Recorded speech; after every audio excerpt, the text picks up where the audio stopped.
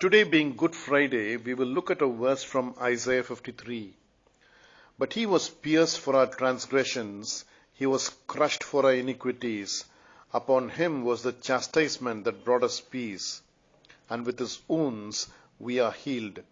Isaiah 53 verse 5. Two words are used to describe the violent death of the servant: pierced and crushed. Two words to give us the cause of this violent death: our transgressions and our iniquity.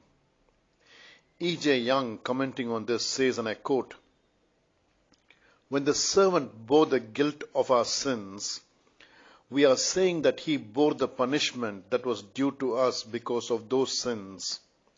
And that is to say that he was our substitute.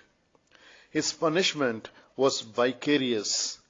Because we had transgressed, he was pierced to death. And being pierced and crushed was the punishment that he bore in our stead."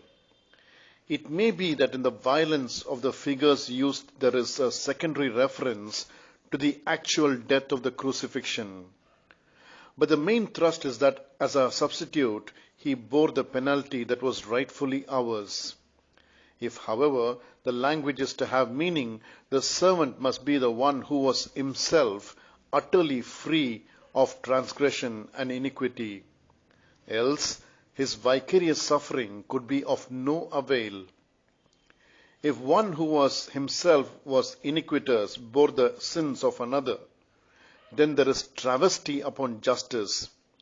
For the sin bearer in this case would have need that his own sins be borne by another, inasmuch as the vicarious sufferings is for those who had transgressed God's holy law, inasmuch as the vicarious punishment of the servant actually sets us free in the sight of a holy God.